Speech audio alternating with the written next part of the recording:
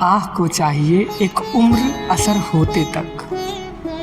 आह को चाहिए एक उम्र असर होने तक, कौन जीता है तेरी जुल्फ़ के सर होने तक। आह यानी जो हमारा दर्द है, जो हमारी क्रिएटिविटी है, उसको मुकम्मल होते होते एक उम्र गुज़र जाती है। अक्सर लोग जब तक हम प्रयासों में होते हैं तब तक उसकी कोई कदर नहीं करता, लेकिन जैसे ही हम मर जाते हैं, जैसे ही हमारा मुकाम पूरा हो जाता है, उसके बाद लोगों का प्रेम ऐसे झलकता है जैसे उन्होंने पूरी दुनिया लाकर डाल दी हो। और यही चीज़ कहते हैं गालिब कि कौन जीता है तेरी जुल्फ़ के सर होने तक। मतलब वो कहते हैं कि जब तक हम यहाँ हैं तब तक कौन तुम्हारे ऊपर सर फिरा या सरबराह तुम्हारे ऊपर कौन हाथ रखे। दमे हर मौज में है हल्का ही सदका में नहा, देखे क्या गुजरे हैं कतरे पे गुहर होते तक। हमारी जो हर एक छोटी छोटी खुशी है वो उस पर हजारों शैतान, हजारों दुख घेरा डाले बैठे हुए। हमें एक छोटी सी खुशी नहीं मिलती, हमें 1000 गम पहले ही, हम 10 गम पहले ही हमारे ऊपर आ जाते हैं। देखें क्या गुजरे हैं कतरे पे गुहर होते तक। अब हमारी आवाज़ को जो बाहर जाना चाहती है, हमारी अंदर की कला जो बाहर जाना चाहती है, उसके ऊपर पहुंचने तक देखते हैं आप कि कितना वक्त, कितना और दर्द हमको मिलता है। इसके आगे लिखते हैं, आशिकी सब्र तलब और तमन्ना बेताब, दिल का क्या रंग करूं, दिल का क्या रंज करूं, खूने जिगर होते तक। गालिब साहब यहाँ पर एक पॉइंट लिखते हैं कि जो हमारी आशिकी है, आशिकी यानी जो हमारी मोहब्बत है, ज़रूरी नहीं वो किसी इंसान से हो। हमारी मोहब्बत उस खुदा से भी हो सकती है या हमारी कला से भी हो सकती है। तो वही लिखते हैं, तो हर चीज़ पर ये फार्मूला, ये चीज़ मुकम्मल लागू होती है। लिखते हैं कि आशिकी जो है वो सब्र मांगती है, और हमारे अंदर की जो तमन्ना होती है, हमें जो पाने की इच्छा है, वो इतनी बेताब रहती है कि जैसे हम कल पा लें, लेकिन ऐसा होना नामुमकिन है। दिल का क्या रंग करूं, खूने जिगर होने तक।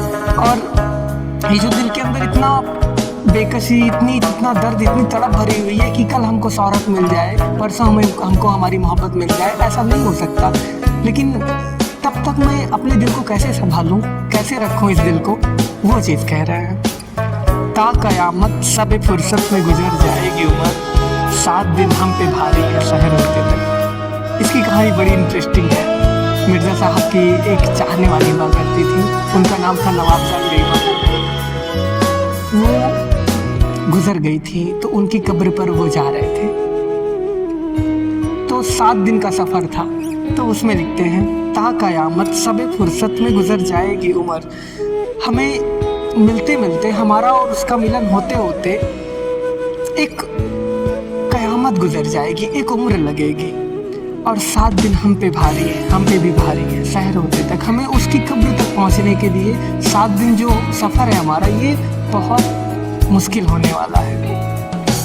हमने माना कि तगाफुल न करोगे, लेकिन खाक हो जाएंगे हम तुमको खबर होते तक। अब ये अपनी चाहने वाली के अंदाज से गालिब साहब अपने शब्दों में लिखते हैं, कहते हैं कि अपने अल्फाजों में लिखते हैं कि हमने माना कि तुम तगाफुल नहीं, तुम हमें धोखा नहीं दोगे। हम जानते हैं कि तुम हमारे पास चल कर आओगे, लेकिन खाक हो जाएंगे हम तुमको खबर होते तक। तुम जब तक हमारे पास आओगे तब तक हम मिट्टी में मिल जाएंगे। ऐसा ही कुछ शोहरत का भी होता है, जब हमें शोहरत मिल रही होती है तब तक हम लोग मिट्टी में मिल चुके होते हैं। परवतेज़ खुर से है शबनम को फना की तालीम, मैं भी हूँ एक इनायत की नज़र होते तक।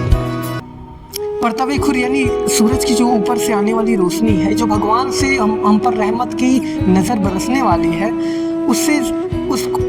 उससे शबनम को है फना की तालीम।